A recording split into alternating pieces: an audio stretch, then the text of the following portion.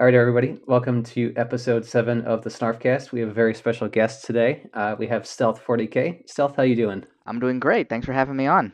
And thank you so much for joining. So, Stealth, tell us a little bit about yourself. Just who is Stealth40k?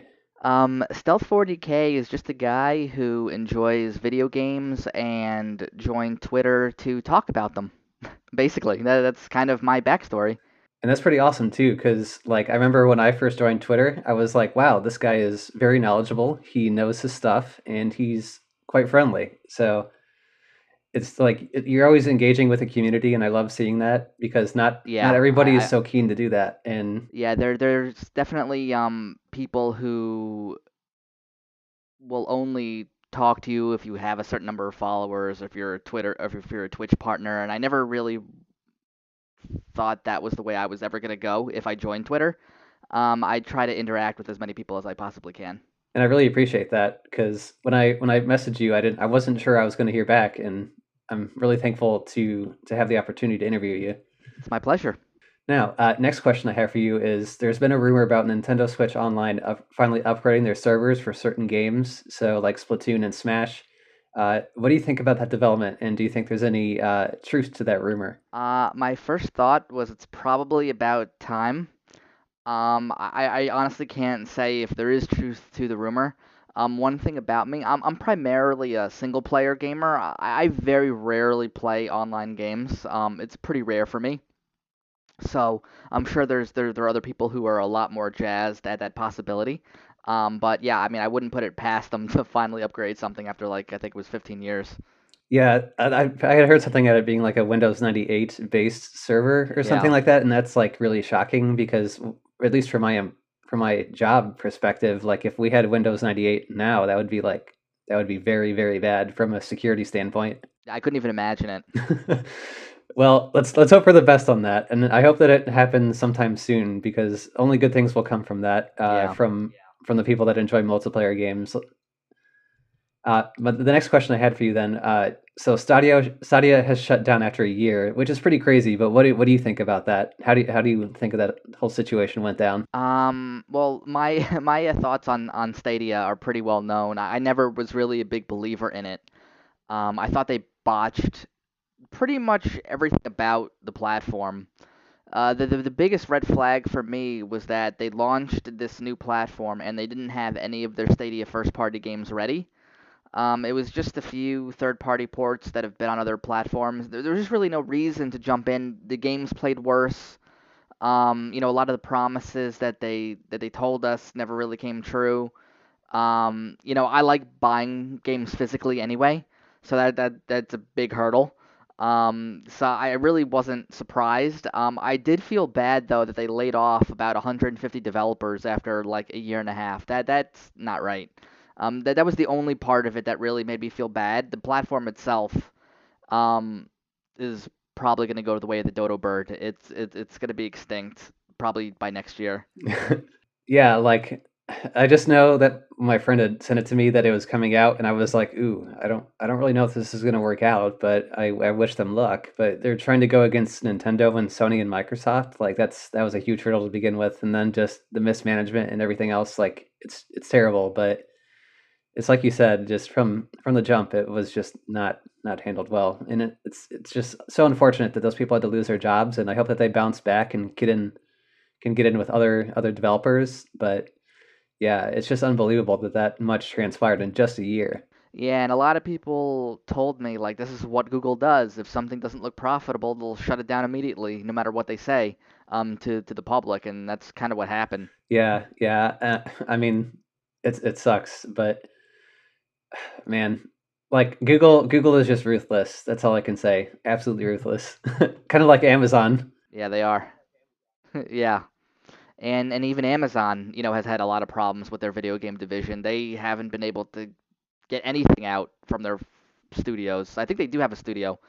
Really haven't been able to get anything out. They've canceled a lot of stuff, so they're also not in a great position either. Yeah, I mean, I to be fair, I haven't heard too much about the Amazon stuff, so what you're telling me now is the most I've even heard about it, so Yeah, that's probably not yeah, a good yeah. sign. I know they have. Yeah, I know they have the Amazon Luna, I think it's called Luna, which is their streaming service. I don't think I don't think it's physical, but yeah, the studios they bought haven't produced anything. Yeah, I just hope that something good comes out of that. Yeah. Um, so the next question I had for you, as a Zelda fan myself, I had seen the rumor on Twitter that the Zelda live action series on Netflix had gotten canned before anything really substantial had come from that. Um, what were your thoughts on that? And if they had completed production, what sort of impact do you think that would have had on the Zelda community? Do you think that they would have been receptive to that, or do you think it would have been, this should have been an anime or something like that? Yeah, I mean, I definitely spoke about this when it happened, and the story is that someone from Netflix leaked the show, and then Nintendo just canceled the deal altogether. Um, it I can't imagine how a Zelda live action series would work. Would like there be a whole season in one dungeon? Or like how would that even like I just don't understand how it would work. I mean the best part about Zelda games are, the world, the music obviously, but also the puzzles and the combat. Um, how do you translate that to live action? I think anime might have done a better job of it, but I still don't know how that would work for Zelda. And, it might have been for the best. I just don't know how good it would have been. Yeah, like something like Witcher, it makes sense because it's more gritty and it's more realistic. But Zelda, I don't know. Like for me, I don't know. It just would have to be an anime for me to really enjoy it. But that's just my perspective.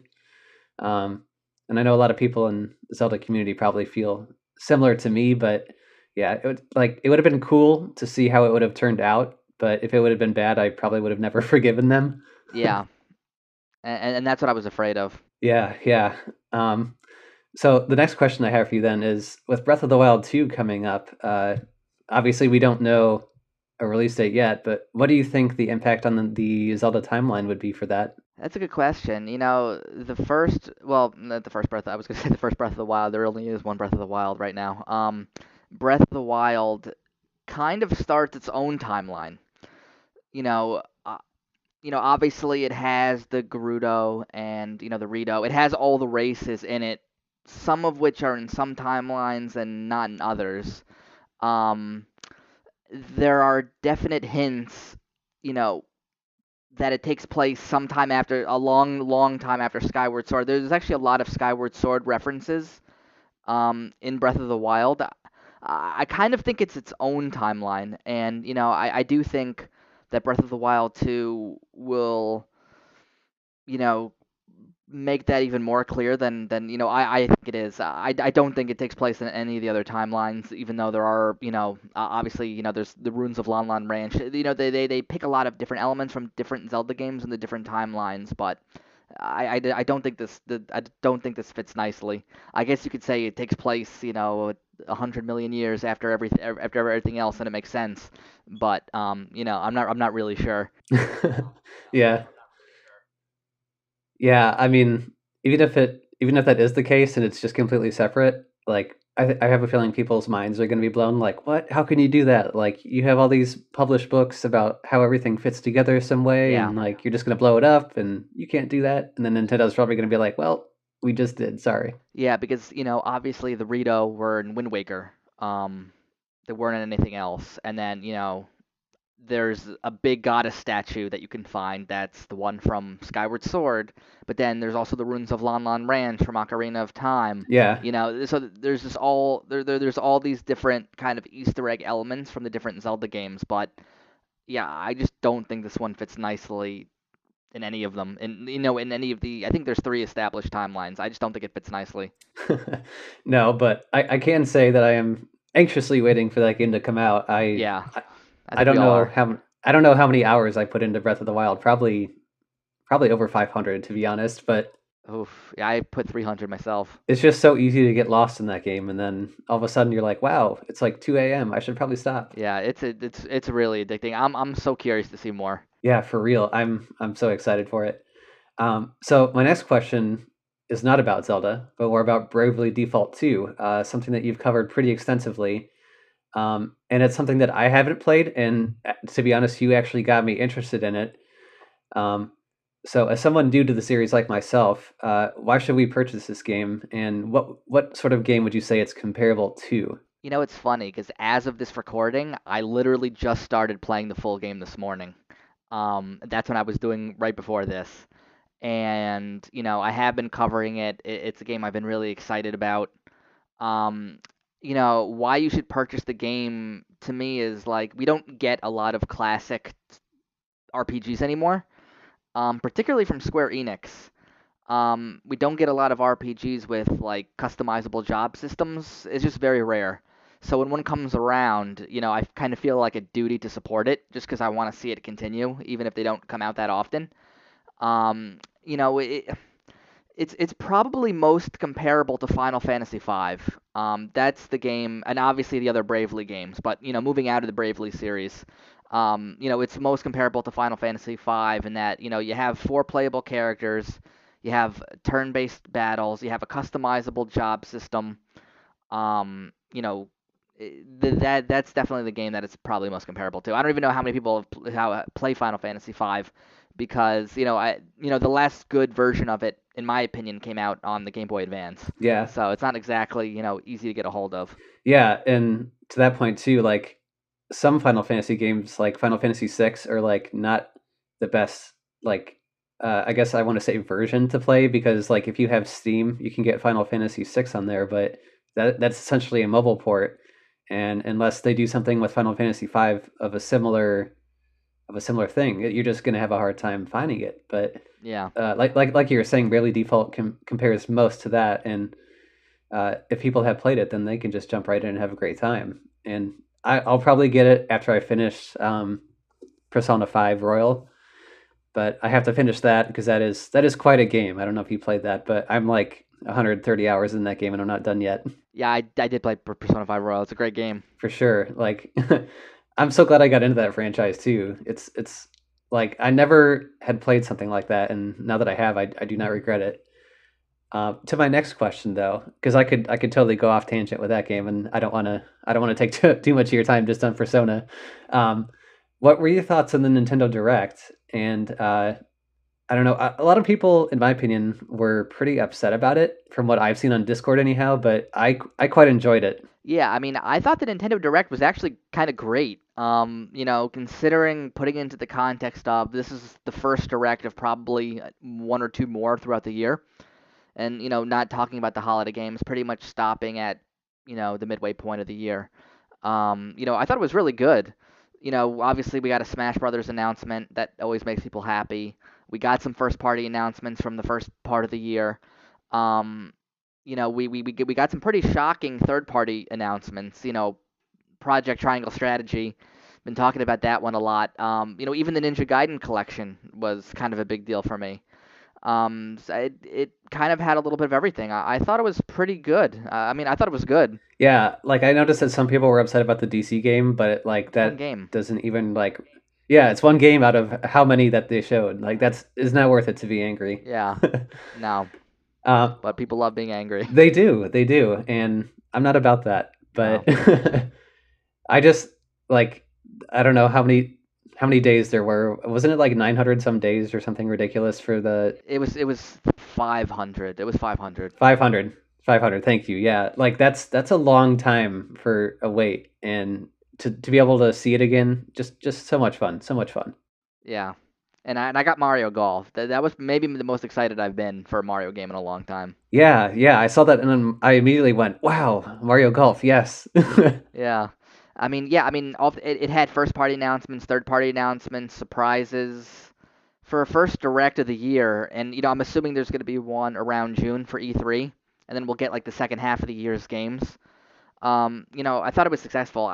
People ha- think that, whenever we get a direct, it's the only direct that year. Yeah. It's only February. There's going to be a lot more announcements to come as, Mhm. we'll talk about with Pokemon. Yeah. And And those announcements could have easily been in that direct too. And I think if they were, people would have been a lot happier with the direct. yeah, but I think Nintendo sort of likes to they put a lot in it, but they also at the same time sort of like to slow drip it too in a way. Yeah, I agree. But to your point about Pokemon, what did you think about that Pokemon Direct that they just had? Well, I was kind of upset, not at the direct, but literally as soon as I woke up that morning, I check my DMs just to see if there's anything really important that anyone needs to tell me or if they have a question. And right away, I was spoiled Oh about no. what the big announcements were, which was kind of a bummer. It would have been great to go in blind for it, but you know, I actually really like that intro, like going through everything. Like I feel like every time they have a direct, they have one of these new Pokemon videos, in the very beginning that kind of goes through the history of it. And this one was really good. Then they talked about Pokemon Snap, which continues to look great. Very excited for that game. Never thought we'd get a new game in that series ever again. And then they got to the good stuff. There were rumors about Pokemon Brilliant Diamond and Shining Pearl for a while. Glad they announced it. I like the style a lot. It's what the original game would have been. It's very respectful of it. You hope they hope it has the platinum content, of course, but really looking forward to that game. Glad it's at the end of the year. And then they, probably revealed the biggest bombshell that Pokemon has in a long time, and that they're developing an open world RPG with Pokemon turn-based still, but open world, story based. The Pokemon League doesn't exist yet, so very, very different than anything we've seen. Um, Pokemon Legends Arceus coming early 2022. We'll see if they stick to that. So yeah, I mean, I thought it was a good event. They revealed two new RPGs, which, as you know, was good for me. Um, so yeah, I was happy with it. Yeah, I was too because like I just went in blind, not expecting really anything super substantial, and then I was just blown away by the Sinnoh remake, and then like you're saying, Pokemon Legends and Snap all look very good. But I do have to say that I would like to see Emerald come to Switch because that's just pure nostalgia for me. That was my favorite old school Pokemon game. So maybe one day, even if it's just you put it on it like just straight Game Boy game on Switch, I would be fine with that. But I don't know if that day will come anytime soon. But I can only hope for that one. Yeah, I mean, there's games I've been hoping for too, like Conquest from Koei Tecmo. I love that game on the Oh DS. yeah, I'm also a big fan of the Mystery Dungeon series, and well, they did port the first Mystery Dungeon game to Switch as kind of an anniversary thing. The later games on 3DS were better than the original game, and they're really good. So I want a new Mystery Dungeon game, not just a port. yeah. I haven't actually played Mystery Dungeon, and I've been kind of looking into that, but I don't know. Like Nintendo just keeps dropping so many games, and then it kind of just like falls by the wayside. And I'm just like, man, like when am I going to play all these older games that I've been thinking about? And I really hate building up a backlog, but sometimes this just happens, and you got to deal with it. Yeah, I'm definitely feeling that right now. Yeah, I have probably 6 games I need to get through, and it's just like, ugh, man, all right. And then I go and buy another one, and I'm like, what am I doing to myself? Yeah, I definitely agree. But the final question I have for you, and I know that your fans are probably wondering about this too, but when do you think we'll see you live on Twitch next? Oh boy, it's been a long time since I've been on Twitch. Obviously in my real life got laid off from my job because of COVID. April of last year, found a new job. Thankfully, not that soon after. It was a quick unemployment period for me. I've been focusing on that, and I just haven't had the energy needed to stream. I just haven't had that motivation yet, like I did before. But I'll get back into it. Yeah, no, I can relate. I have a full-time job and I have a family too, so I'm right there with you with that. So with that being said, I just want to thank you again for coming onto the show and for answering all my questions. It's been a real pleasure having you. And obviously, you're welcome back anytime. Everyone, stay safe and stay healthy.